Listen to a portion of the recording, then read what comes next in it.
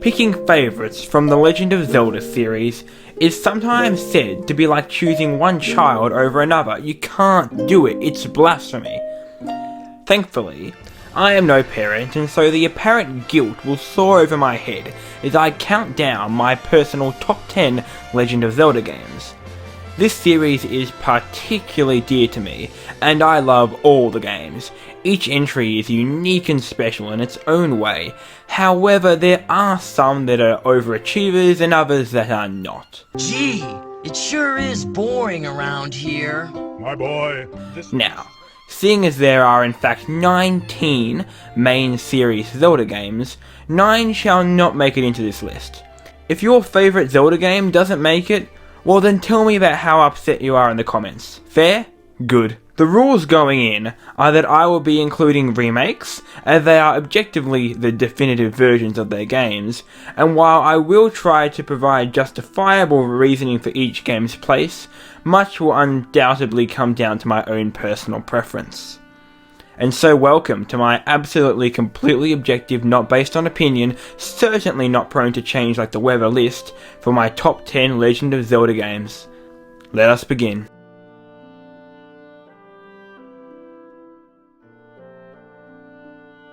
The year is 1986, and Shigeru Miyamoto releases a game inspired by his childhood exploring the Japanese wild around Kyoto. The aim is to create a game based around the freedom of choice, where the player must solve puzzles and overcome perilous odds to progress. The Legend of Zelda was unlike anything that anyone had quite seen at the time. The ability to roam around a world map, the soon-to-be iconic dungeons, and incredible 8-bit soundtrack composed by Koji Kondo made the first Zelda an instant hit all around the world, and began a legend to span decades. This alone propels it up onto the pedestal and onto this list. However, it sadly cannot be any higher, for it hasn't aged particularly well. It suffers in numerous areas, such as control clunkiness, convoluted layouts, and secrets that can only be found by literally burning every single bush in sight. With this stated, The Legend of Zelda is still a whole lot of fun, and every Zelda fan must put it upon themselves to go back and see where it all began.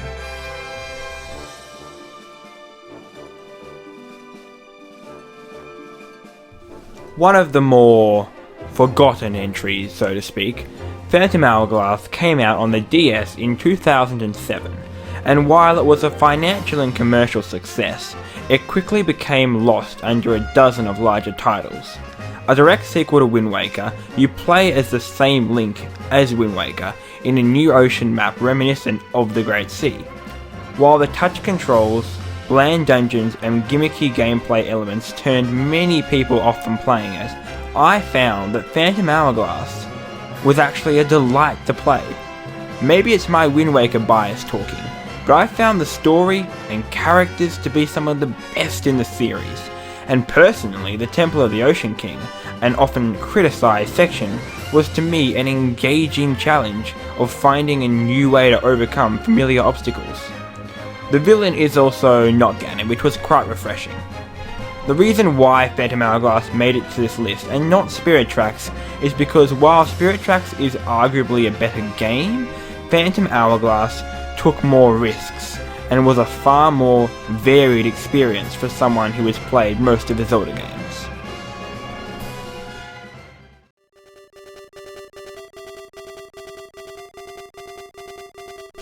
This game is a weird mix of things that should not work, yet do.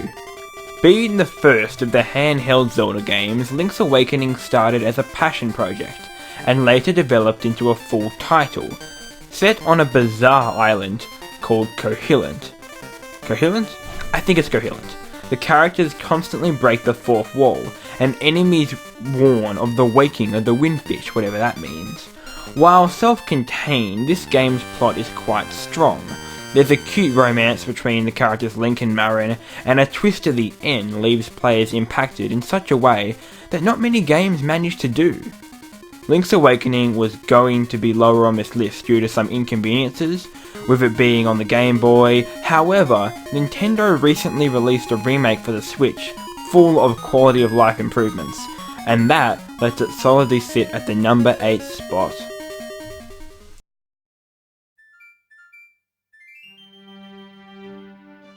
At the number 7 spot sits Majora's Mask. Revolving around a repeated 3-day cycle before the moon crashes into Termina, Majora's Mask is the darkest Zelda game in the series. While not suited to my personal tastes as much as the higher entries in this list, I respect that in the span of a year, Nintendo managed to produce a unique, quality Zelda game that for some is the best in the franchise. One of the main reasons why Majora is praised, and rightfully so, is in its handling of side quests. This game has undoubtedly some of the best side quests in the series, and much of that comes from the depth that every character exudes. The cast of characters makes the game what it is. This, doubled with the incredible dungeons and mysterious lore, makes Majora's Mask a must-play for any Zelda fan.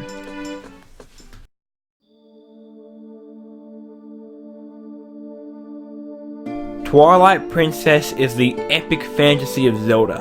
Horseback battles, incredible sword moves, on a scale unlike the series has seen previously, and there's dragons! It's also quite dark. Literally. Twilight Princess is very much a spiritual successor to Ocarina of Time, but on a much larger scale. There are more dungeons, items, characters, areas, and heart pieces. It does get to a point when it feels like there's just too much of it though. It's also surprisingly easy, however it does have one of the series' best characters as its companion, which is Midna. I will say that if I want to live out an epic medieval Zelda fantasy, then there's no better choice than Twilight Princess.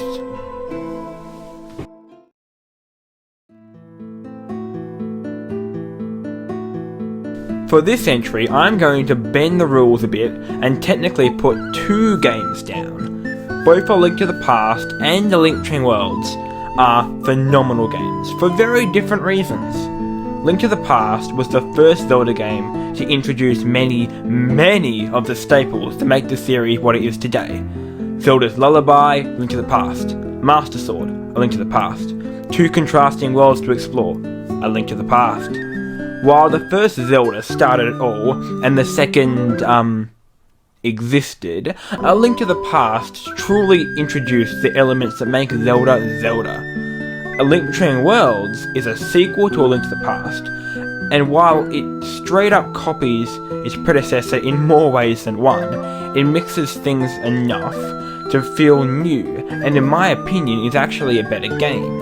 The merging onto the walls mechanic allowed for some incredible puzzles not present in the original, plus the story has a few twists and the characters are dynamic, as opposed to the now generic way A Link to the Past tackles those elements.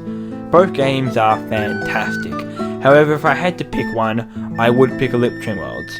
So let's put that as number 5 then. A Link Between Worlds number 5, and then A Link to the Past just next to it in the corner, just slowly crying.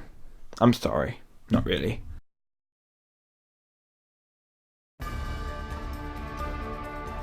Now we've hit the really good stuff. Needless to say, I love Skyward Sword. It is such a flawed game, sure.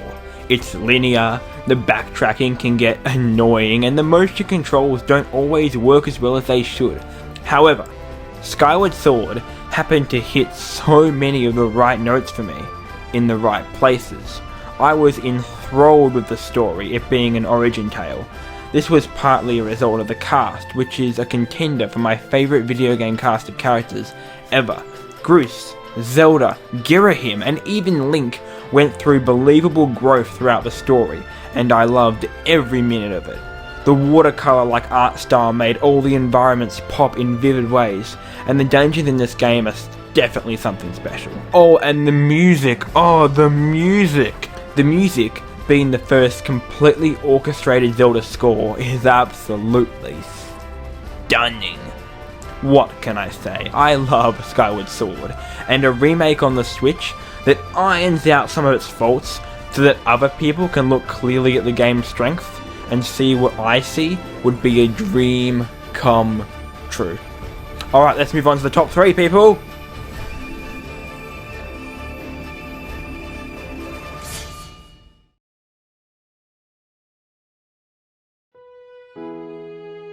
When I think of an adventure in a video game, I think of Breath of the Wild. However, after that comes Wind Waker. This game is absolutely delightful, with a timeless art style, super expressive characters, decent story/characters, and a wonderfully expansive open sea to explore. One particular aspect that I really appreciate about Wind Waker is that Link in it is not a destined hero like in so many of the other games, but earns his title through his heroic and also humorous deeds. Ganondorf is given understandable motives and is the best he's ever been. In addition, the gameplay is engaging, and Link's item list, while not being as expansive as some other games, is quite versatile. Honestly, if Wind Waker was a little larger and didn't have 2 of its dungeons cut, it may have gotten even higher on this list. But for now, it belongs on the 3rd spot.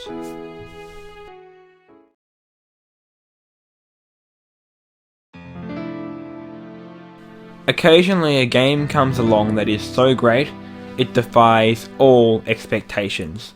This is a game that shapes the future for decades to come. A game that is so well thought out, structured, well paced, and everything in between that it is nothing short of art. Ocarina of Time is one such game. As soon as the opening titles came up and I saw Link riding Epona across Hyrule Field, I knew I was in for something special. I first played Ocarina of Time in 2016. It was the first Zelda that I got. Technically, Zelda 1 was the first that I played. Everything about Ocarina seemed perfect. Through time, deserts, volcanoes and lakes I crossed, all the while taking in the rich and vibrant world and characters. The puzzles were cleverly designed, and the little jingle that played whenever you saw something never got old. The fact that you could travel through time itself and see Hyrule transformed into a wicked shadow of its former self was unnerving. I went through the whole game, and eventually I was standing toe to toe with the man who I had first seen when I clicked on that save file in the beginning. It took a few tries, but eventually Ganondorf was vanquished, and I had done it. I had finished Ocarina of Time. The journey was over. Breath of the Wild was everything I wanted in a video game and more. The free, open-air gameplay was like nothing I had ever seen. The enemies were brutal and killed you in one hit, and overall the game was just fun, just so fun. And it wasn't just me. The whole gaming side of the internet was on fire, with everybody talking about the game. It got 10 out of 10s left, right and centre, and it came as no surprise to anybody when Breath of the Wild won Game of the Year 9 months later. The game allowed for freedom on the player's part by providing little hints of where you should go next, which heads them in the right direction, and makes them feel like they are the ones making the decision of where they are going. The game respects the player's intelligence, and we respond well to that. Breath of the Wild is also extraordinary in its originality, yet how it also feels so familiar at the same time. While the Zelda formula is in no way bad, it was getting a smidge stale. This all changed for Breath, and Nintendo went back to their roots and looked at the original Legend of Zelda, trying to figure out what made it so good in the first place. This resulted in a refreshing game that was completely unlike the series had ever seen before, while also keeping some classic elements intact. There's still the Master Sword, there's still Hyrule, there's still Ganon, and ultimately there's still the classic Zelda races that we all know and love. They just all have a modern spin to them. The game's physics engine made the world of Hyrule itself engaging, not just the obstacles, which made the game much more real and immersive, dare I say, alive. This gave Breath of the Wild a sense of wonder that other games can only dream of, and while it is not a perfectly well-rounded game like Ocarina of Time, what it does well, like its open world, it does so well. It absolutely masters.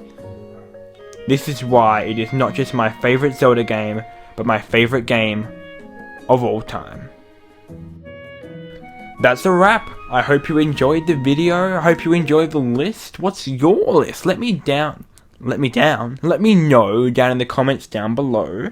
And if you're new here, make sure to subscribe. And if you're not, or if you are new, leave a like. That would really help out. Thank you so much, and I will see you all later. Bye bye.